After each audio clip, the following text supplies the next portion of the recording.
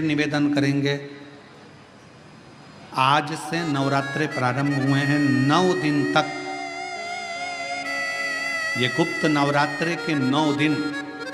अगर आपको ऐसा लगता है कि शिवजी आप बाबा मेरी नहीं सुन रहा, बहुत संघर्ष का जीवन चल रहा है, बहुत परेशानी का जीवन चल रहा है, बहुत कष्ट का जीवन चल रहा है और कोई मंजिल, कोई राह, कोई मार्ग दिख ही नहीं रहा,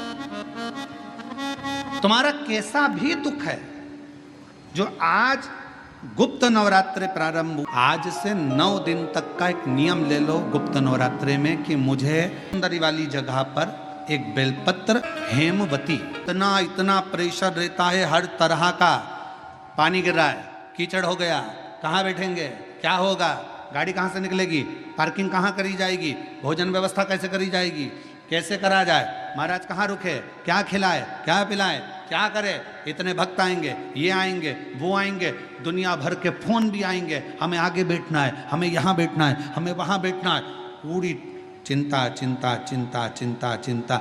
आप विशाल जी से पूछना, वो तो विशाल जी का हाथ शंकर जी ने पकड़ रखा है, इसलिए उनकी चिंता थोड़ी भोलेनाथ ले रखे हैं, पर उनसे पूछिएगा जरा कि महाराज कथा करवाना कितना कितना कठिन, जरा पूछिएगा, बहुत कठिन। जब तक कथा शिव पुराण की चालू ना हो तब तक थोड़ा थोड़ा थोड़ा थोड़ा थोड़ा थोड़ा, और जैसे ही शिव पुराण के पहले दिन की कथा हो जाए तो सबसे ज्यादा फ्री तो यजमान हो जाता है कि लगे अब महाराज कथा चालू हो गई, अब क्या सोचें, अब तो शंकर जी जाने, भोलेनाथ जाने, शिव जी जाने।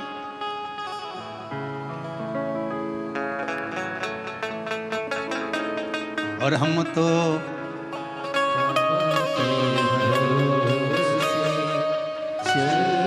दीनानाथ, तुम लोग चुप रहो जरा, इनका भी तो सुने, बेजापुर वालों के आवाज कैसी, हमको भी तो सुनने मिले।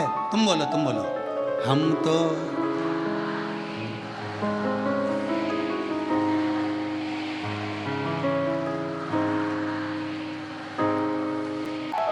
हम उसके आश्रित श्रेष्ठ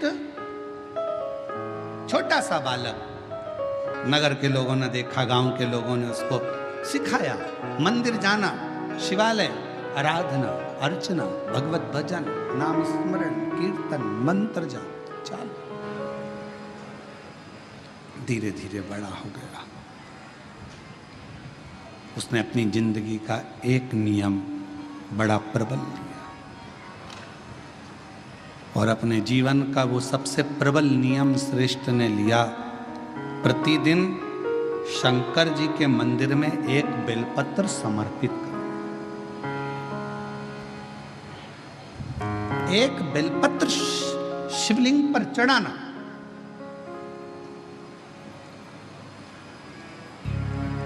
और होना चाहिए, जिंदगी का एक नियम आपके जीवन में होना चाहिए। हम तो आप लोगों से भी कहेंगे कोई बड़ा नियम नहीं ले सकते, तो एक नियम अपने जीवन में ले लो कि मैं सुबह उठते से ही सबसे पहले अपने मुख से श्री शिवाय नमस्तुभ्यं बोलो।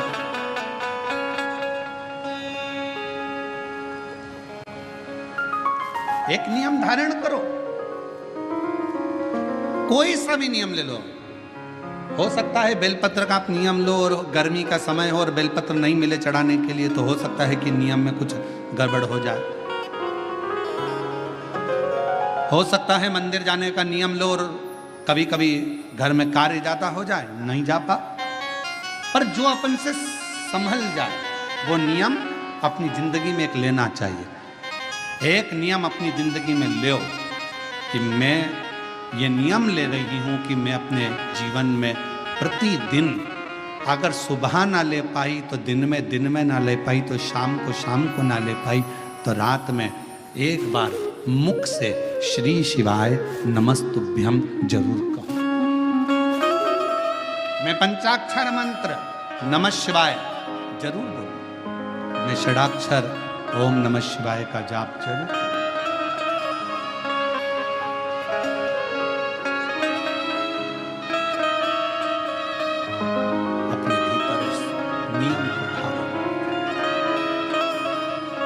श्रेष्ठ बालक बड़ा हो गया, अपना नियम धारण कर कर रहता। जिस गांव में श्रेष्ठ बालक रहता था उसी गांव के नजदीक में 2 गांव छोड़कर एक ब्राह्मण और एक ब्राह्मणी का परिवार रहता था।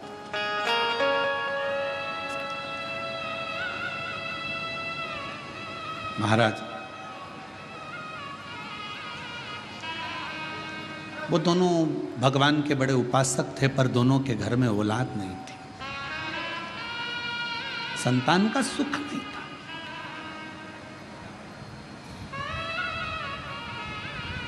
कई माताएं ऐसी बैठी हैं, कई पुरुष ऐसे बैठे हैं कि जो भगवान के मंदिर जाते हैं तो भी मन में आता है कि भगवान हमारी क्यों नहीं सुन रहा। क्या सारा दुख हमारी ही किस्मत में लिख दिया? क्या सारी तकलीफ हमको ही लिख दी? नहीं।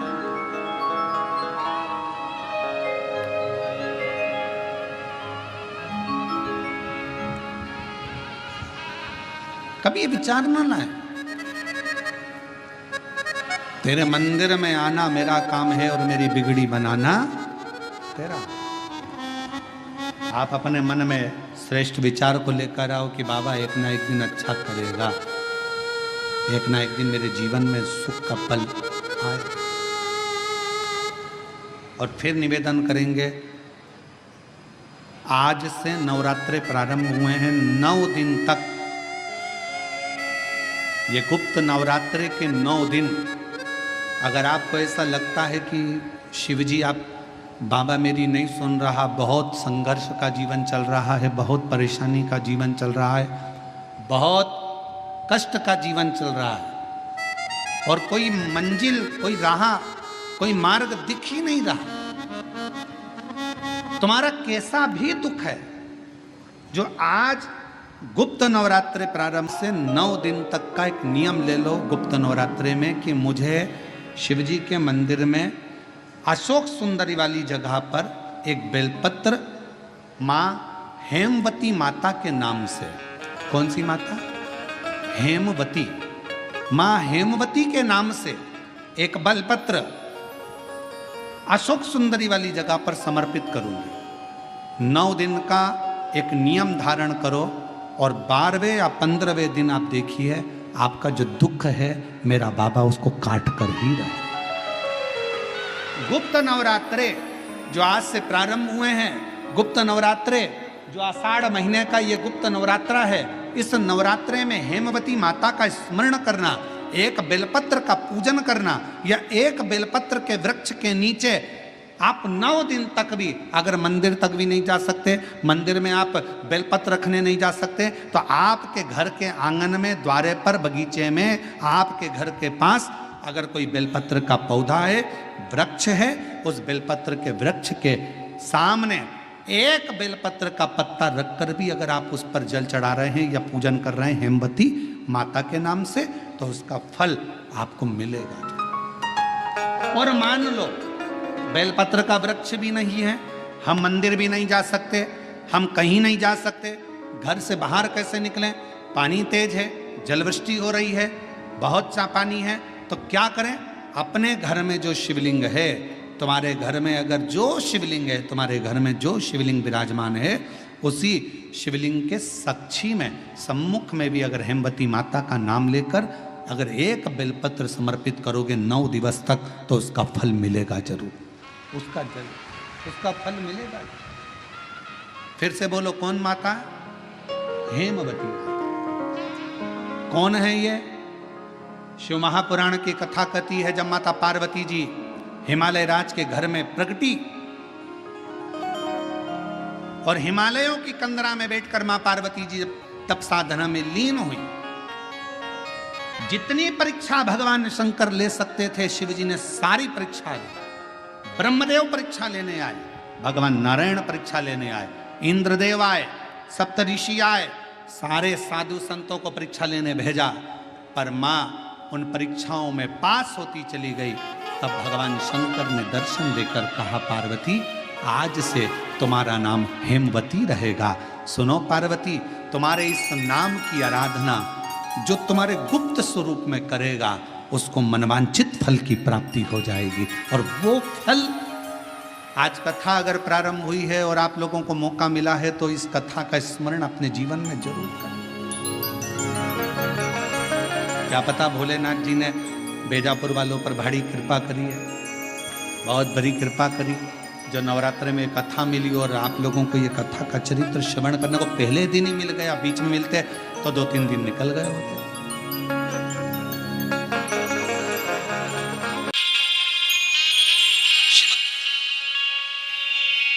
और मेरे भोले तेरा सहारा है,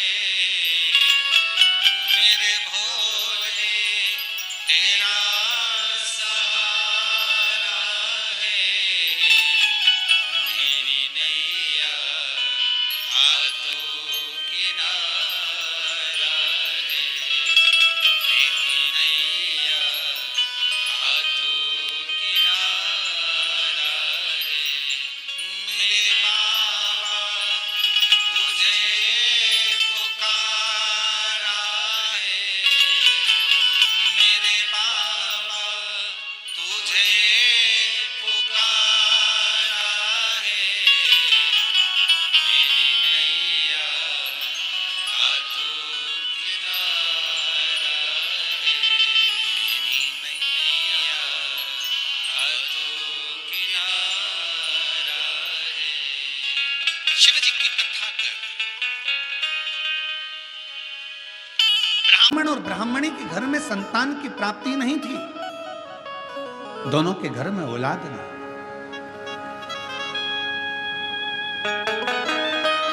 श्रेष्ठ 2 गांव छोड़कर रहता था, जिसका नियम था एक बेलपत्र को समर्पित करना, शिवालय जाना, शंकर जी को एक बेलपत्र बाबा के शिवलिंग को समर्पित करना, बाबा को चढ़ाना, विनय करना, निवेदन करना। एक दिन ब्राह्मणी मंदिर से आ रही थी।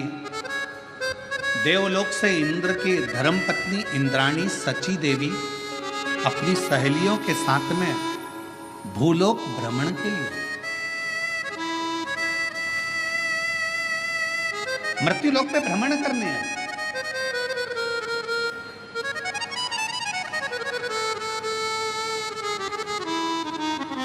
ब्राह्मणी रो रही थी।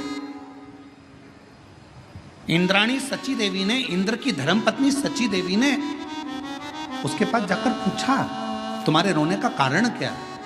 कहा, मेरे घर में संतान का सुख नहीं, मेरे घर में औलाद नहीं है, और अब तो मैं वृद्ध अवस्था की ओर जाती जा रही हूं, पर मेरे घर में औलाद नहीं।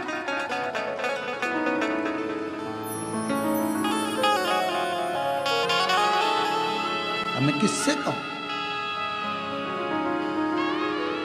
इंद्राणी सची देवी ने कहा, तुम मुझे पहचानी नहीं हो, मैं इंद्र की धर्म पत्नी हूं सची, मैं इंद्र की धर्म पत्नी हूं इंद्राणी।